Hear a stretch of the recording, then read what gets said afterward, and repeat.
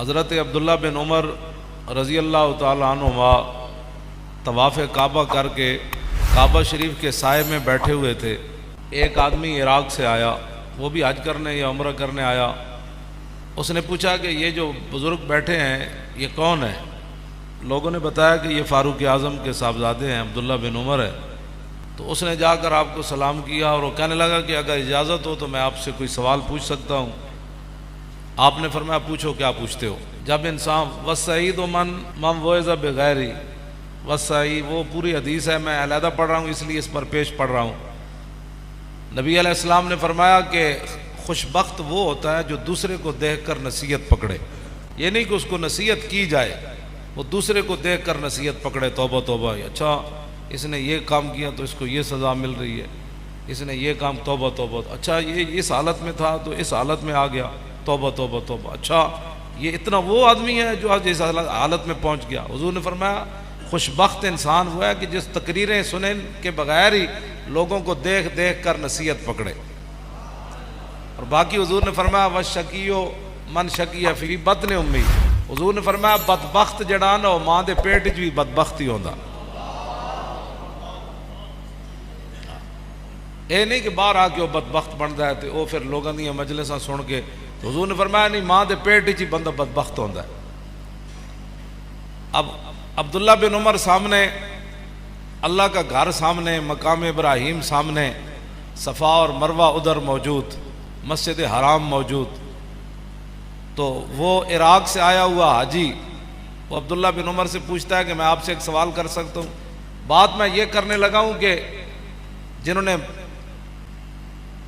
بڑوں کے خلاف باتیں کرنی ہوتی ہیں وہ کعبے کو بھی نہیں دیکھتے، عبداللہ بن عمر کو بھی نہیں دیکھتے، مقام ابراہیم کو بھی نہیں دیکھتے، اور حتیم کو بھی نہیں دیکھتے، صفا اور مروہ کو بھی نہیں دیکھتے۔ وہ کہنے لگا کہ میں آپ سے ایک سوال کرنے لگا ہوں تو آپ مجھے اس کا جواب دیں۔ فرمایا بتاؤ۔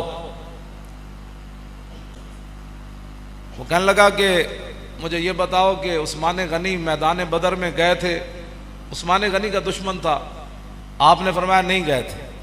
اس نے کہا دوسرا سوال یہ ہے کہ میدان احد میں جو صحابہ پیچھے ہٹے تھے، جب یکدم حملہ ہوا، وہ ٹیلہ حضرت سعید بن جبیر کی قیادت میں جو حضور نے 50 صحابہ مقرر کیے تھے، جب انہوں نے وہ ٹیلہ چھوڑ دیا تو پھر ٹیلے کے پیچھے کی طرف سے آ کر 3000 مشرکین نے دوبارہ حملہ کر دیا۔ تو کہا اس جو اچانک حملہ ہوا تھا میدان احد میں، پیچھے جو صحابہ ہٹے تھے ان میں عثمان غنی تھے؟ آپ نے فرمایا ہاں تھے۔ پھر اس نے پوچھا کہ حدیبیہ کے مقام پر عثمان غنی نے حضور کے ہاتھ پر بیعت کی؟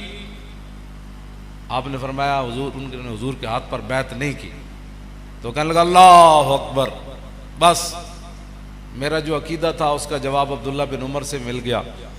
تو نعرے لگاتا ہوا جانے لگا تو عبداللہ بن عمر نے فرمایا اس کو پکڑ کر میرے پاس لاؤ۔ آپ نے فرمایا جو تو نے پوچھا ہے نا کہ عثمان غنی میدان بدر میں گئے تھے کہ نہیں، آپ نے فرمایا آج تجھے پتہ نہیں ہے کہ حضور کی صاحبزادی ان کے نکاح میں تھی، حضرت رقیہ بیوار تھی؟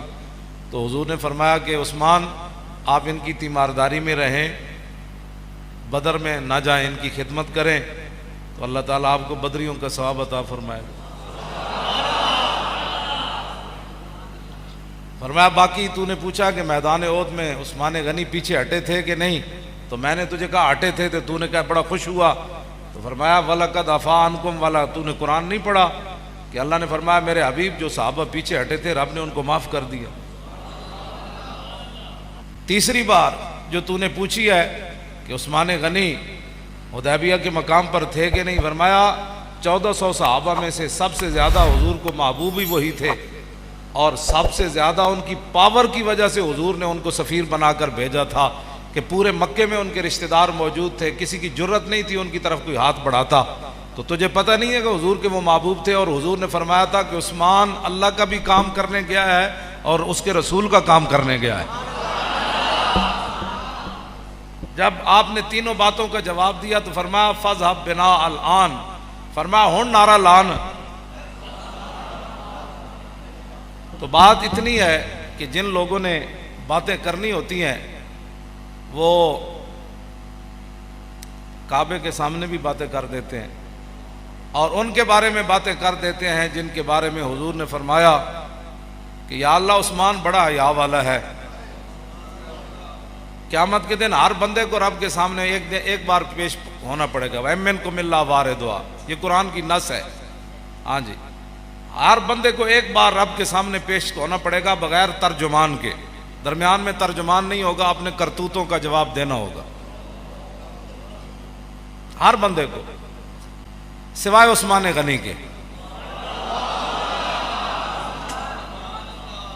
اس لیے آج کی رات توبہ کی رات ہے.